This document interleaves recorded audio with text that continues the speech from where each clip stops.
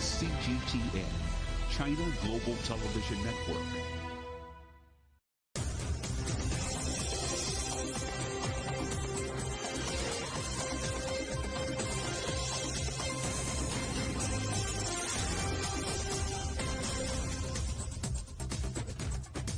Hello and welcome to The World Today, live from CGTN in London. I'm Robin Dwyer. Our top stories. Young people demand action on the climate crisis in Milan, but are the political leaders listening? Stepping back, Philippines President Rodrigo Duterte announces he's planning to retire. The UK brings in the military to help address the fuel shortage. And tit-for-tat quarantine rules. India moves to impose the same restrictions on British citizens that Indians must follow in the UK. Climate talks have wrapped up in Italy ahead of the official United Nations COP26 meeting in Glasgow next month. The 5-day event in Milan saw ministers, presidents and prime ministers meet with young advocates who are demanding more action to combat climate change. Well, our correspondent Hermione Kitson joins us from Pescara. So, Hermione, just a month out from COP26, what are leaders promising?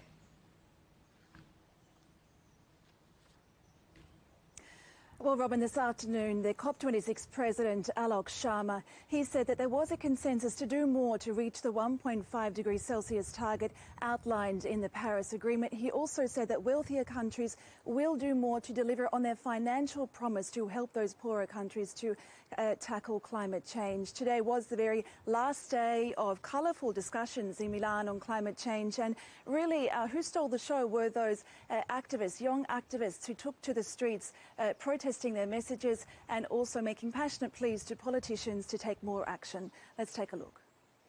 People, after days of discussions, a warning they couldn't be clearer about the depth of the climate crisis. There can be no doubt in anybody's mind that we are fighting for the survival of humanity, and that the climate crisis and the threatening ecocide are the biggest threat humanity faces.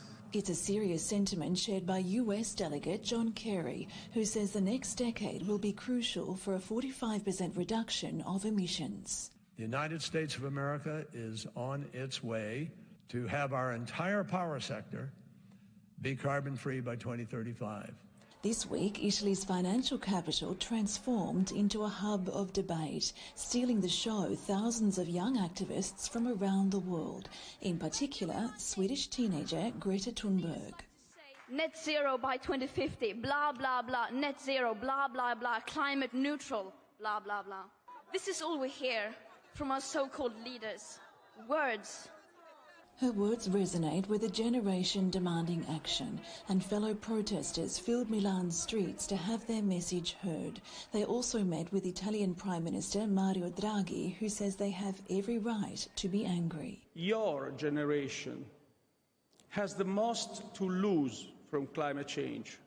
We want to achieve a G20 commitment about the need to keep 1.5 degrees within reach. Another key issue, how to help developing countries cope with climate change as wealthy nations struggle to fulfill their pledge of $100 billion a year. These crucial climate talks come after Europe's hottest summer on record and a number of extreme weather events like wildfires and floods. The chief of the United Nations says the world is nearing the point of no return. With time running out, all hopes are now riding on the official COP26 summit in Glasgow. So, Hermione, looking ahead to that COP26 summit, how likely is it that it will achieve its targets?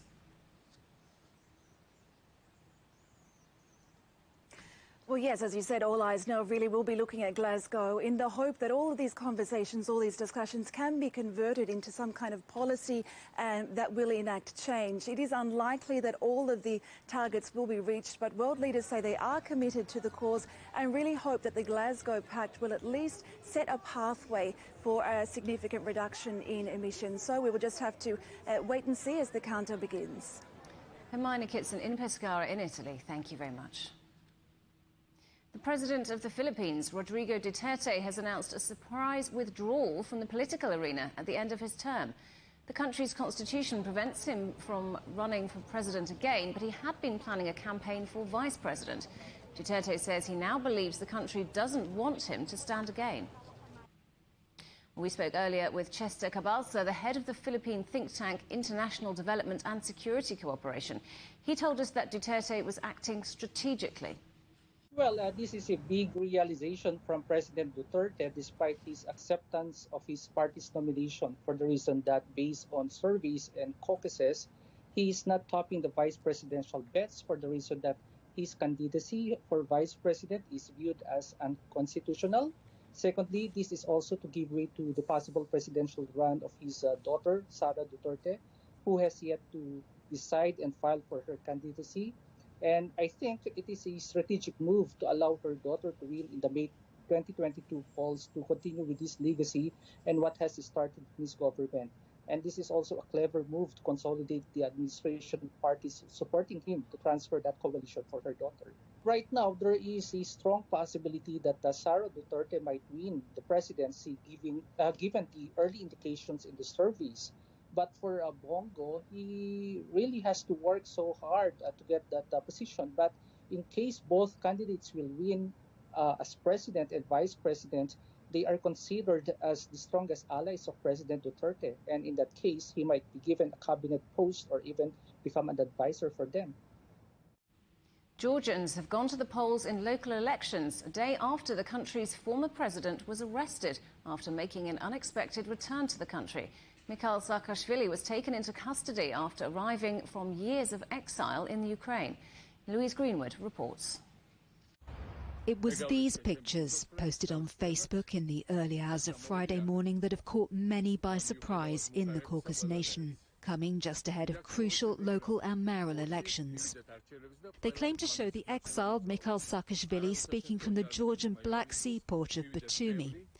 In it, he urges supporters to take to the streets of the capital, Tbilisi, for Sunday's election result. I ask you, be active.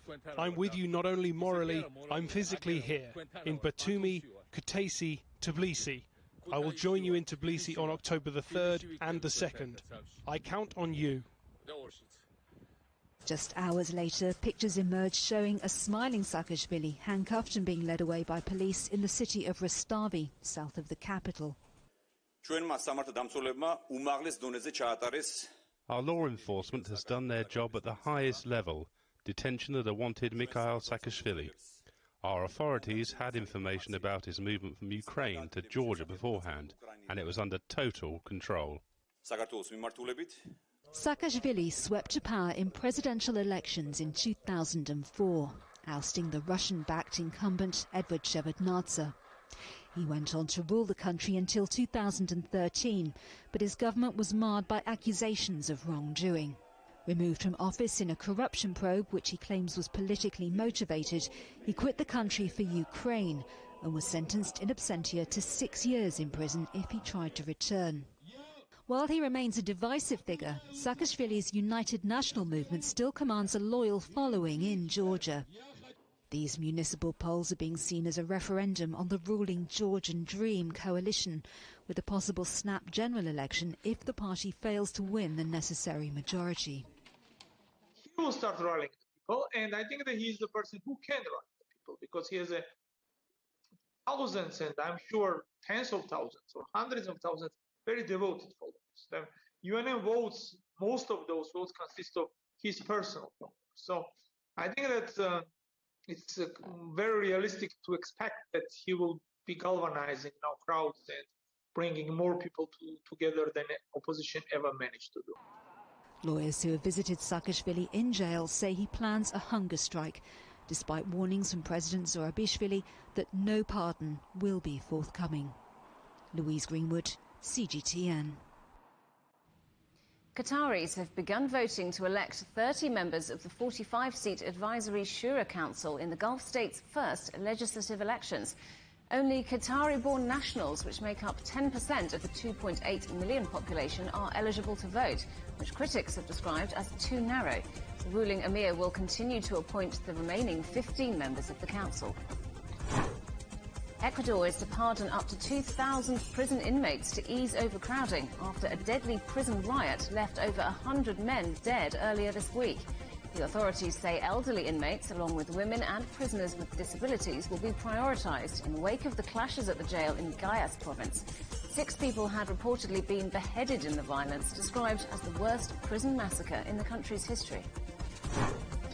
Over 600 marches are taking place across cities in the United States on Saturday in defence of women's reproductive rights. The group Women's March says it's organising the protests to defend and demand reproductive freedom.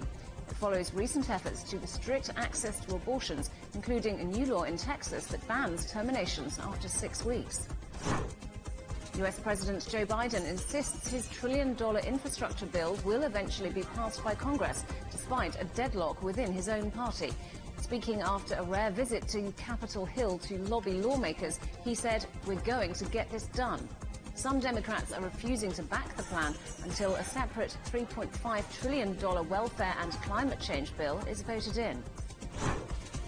The volcano that's brought chaos to the Spanish Canaries has entered a new, more aggressive phase, according to authorities. Emergency services on La Palma say 2 new fissures, both measuring 50 feet wide, have blown open on the cone of the volcano and are sending lava down into the Atlantic Ocean. 6,000 people have been evacuated from their homes on the island since the volcano began erupting 2 weeks ago. Trade talks between Australia and the European Union have been postponed by a month as tensions escalate over a cancelled submarine deal. Greg Navarro reports from Sydney. Australian leaders, Australia's government is insisting that this is a delay and not a cancellation of the scheduled 12th round of talks with European leader counterparts in trying to hammer out a free trade agreement. That all of this began in 2018, those talks. The 12th round postponed. At this point, we don't know how long or when those talks will resume. In fact, Australian trade officials are saying that the previous 2 rounds went extremely well in all of this. Now, indeed, a spokesman for the EU said that the reason for the postponement is that there are a suite of, in his words, unresolved issues. Made no mention of the announcement last month that sort of brought us to this point, the announcement by Australian Prime Minister Scott Morrison that he was cancelling a deal with France to build a fleet of conventional submarines, instead choosing to build a fleet of nuclear-powered submarines relying on U.S. and U.K. technology. That move angered France, a significant member of the European Union. French officials accusing Australia's government of lying, saying that basically it can't be trusted in all this. Now, Prime Minister Scott Morrison has not been able to speak with French President Emmanuel Macron, and Australia's trade minister has not been able to schedule meetings with his French counterpart, nor a group of business leaders who represent a lobby group in France as well.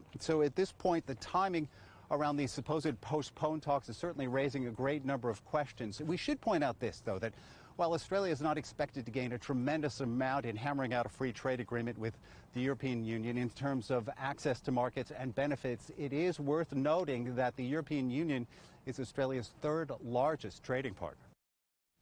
Greg Navarro there reporting from Sydney. Still ahead here on The World Today.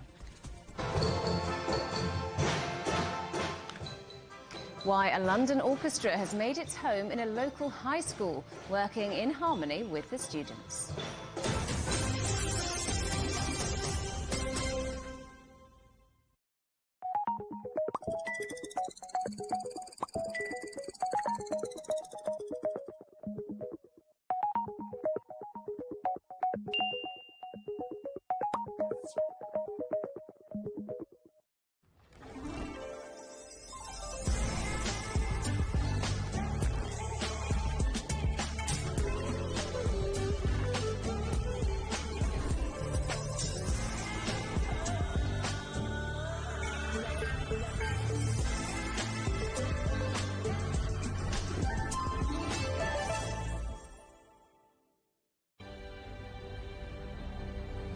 The EU's digital COVID certificate, which offers the promise of unlocking hassle-free travel around Europe this summer. In less than 2 weeks' time, the Czech border will also open to all EU and Serbian citizens. 4.4 million Hungarians received their first dose of COVID vaccine. 18 and over can receive a COVID-19 vaccination, but it does come with conditions. Third wave will probably take longer to emerge.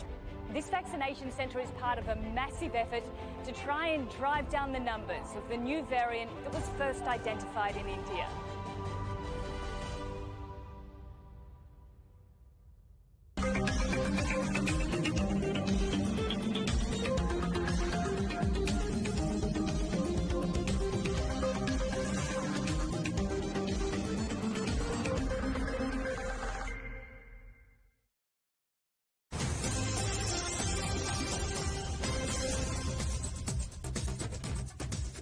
Welcome back. A reminder of our top stories.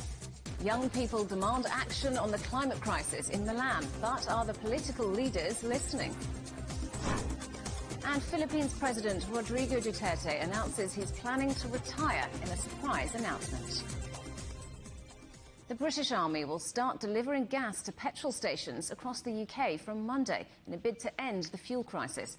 A shortage of lorry drivers has forced some filling stations to temporarily close, while many others are seeing huge queues.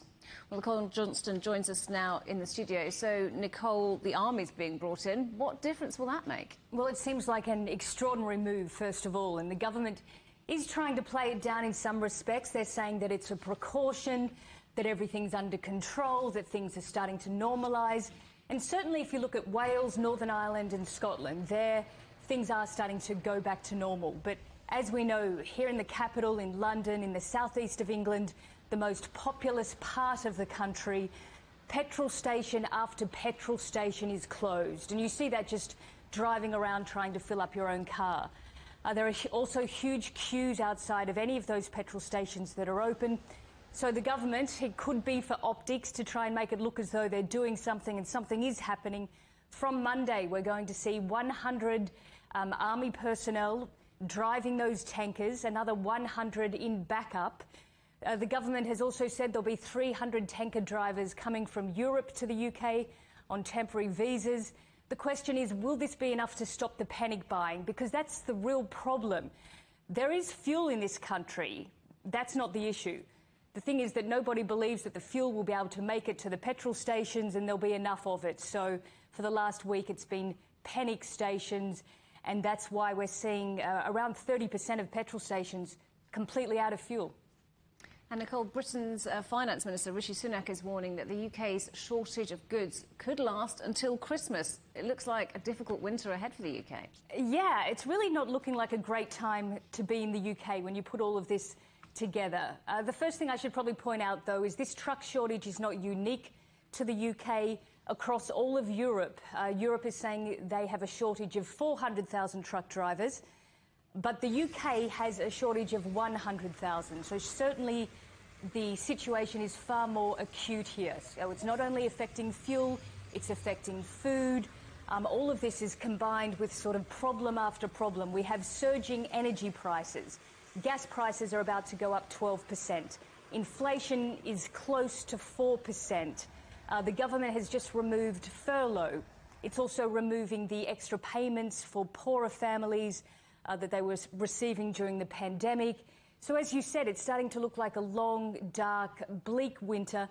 And especially with the surging energy prices, the charity groups are already saying that that could push an extra 500,000 people across the UK into poverty. So that's why we're hearing ministers right now talk about a lead up to a winter of discontent, effectively, with all of these issues sort of pooling together.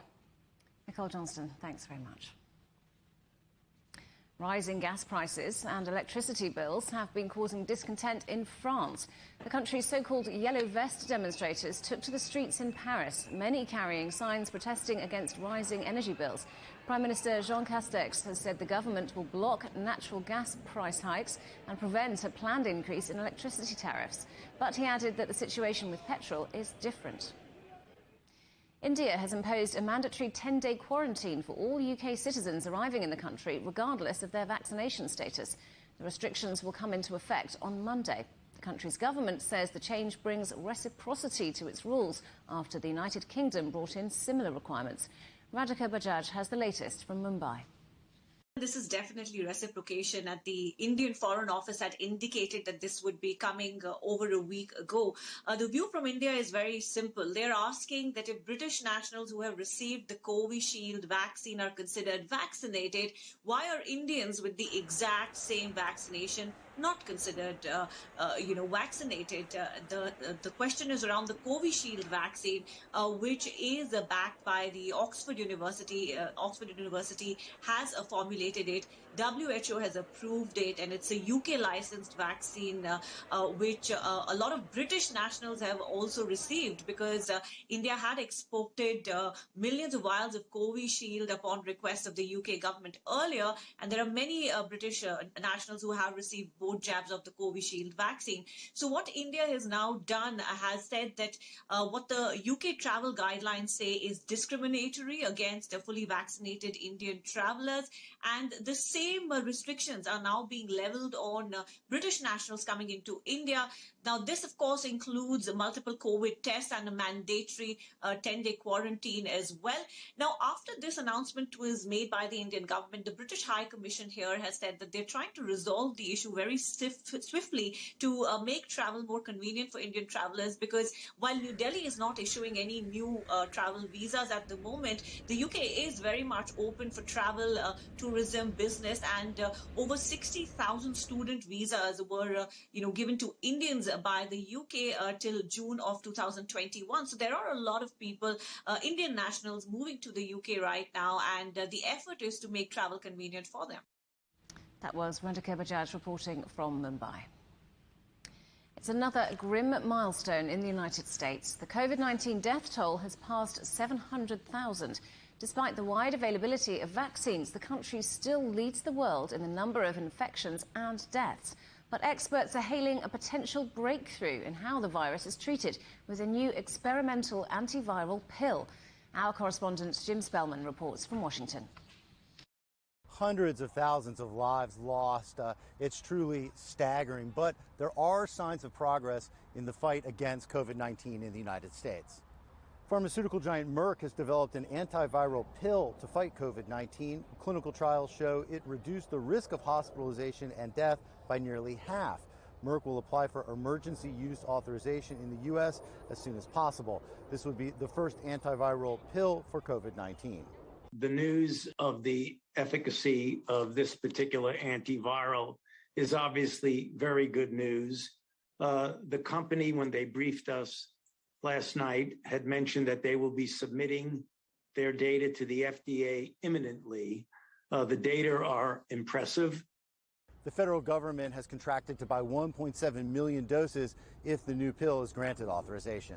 But the White House emphasizes that vaccines are still the most effective tool in the fight against this pandemic.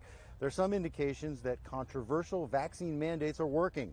New York State put a mandate in place for healthcare workers, and the vaccination rate among those workers went from 84% to 87% in just a week. The private sector is seeing similar results. United Airlines put mandates in place, and now 99% of its workforce is vaccinated. The airline has begun firing the holdouts.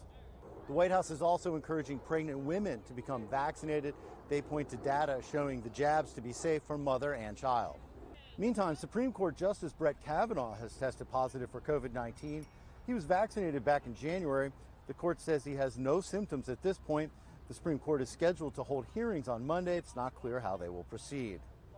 There are some encouraging signs that the Delta variant-driven wave that we're in now may have peaked. For about 2 weeks now, we've seen new cases decline, and now we're seeing hospitalizations and deaths fall as well. But experts warn that as the U.S. enters the winter months, cases could rise again. Jim Spellman, CGTN, Washington.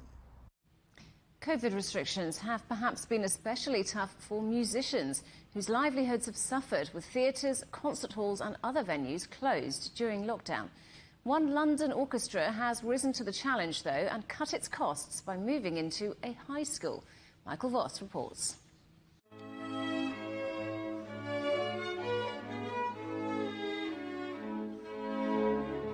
The Orchestra of the Age of Enlightenment, the OAE, used to be based at a prestigious London concert venue. But last year, during the pandemic, it moved into the Ackland Burley School in North London. They've taken over a former classroom for their office and can use the assembly hall for rehearsals.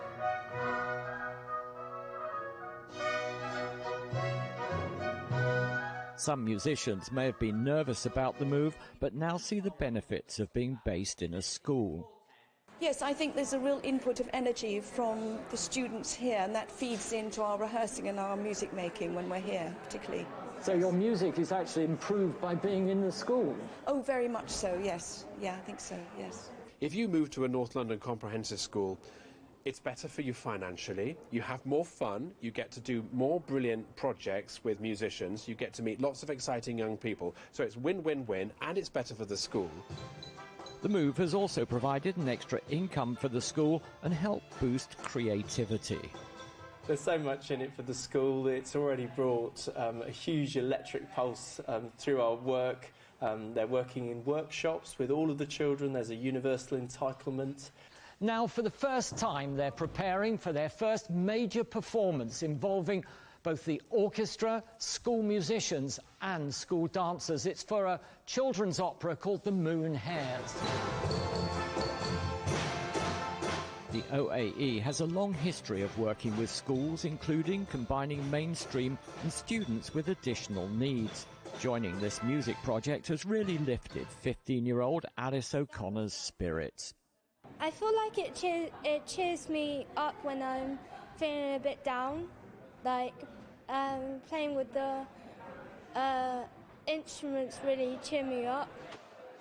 Student Michael Cheetham is doing the lighting for the show and also plays keyboards.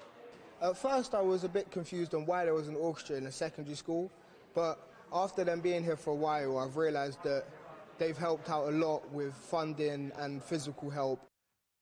It isn't just COVID which is impacting on the arts. The government, in a bid to boost business and science subjects, has announced that it's cutting funding by half for arts courses. This orchestra hopes that their school move may inspire others to follow suit and help keep the arts alive.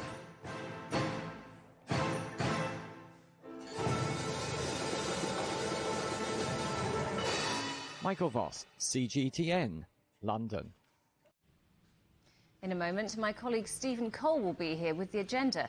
In this week's show, as Germany struggles to find a new chancellor to replace Angela Merkel, he'll be asking what impact the political impasse could have on the country's role on the world stage. You can see more of that interview on the agenda with Stephen Cole next here on CGTN. And our top story again. Young people have been marching in Milan to demand climate justice. It comes as talks have wrapped up there ahead of the official United Nations COP26 climate conference meeting in Glasgow next month. Well, that's it for the world today. Thanks very much for watching. We're available on smart TV apps such as Roku, Apple TV, Amazon Fire and Android TV. We're also on YouTube and Dailymotion, CGTN.com and the CGTN app. And from all the team here in London, goodbye.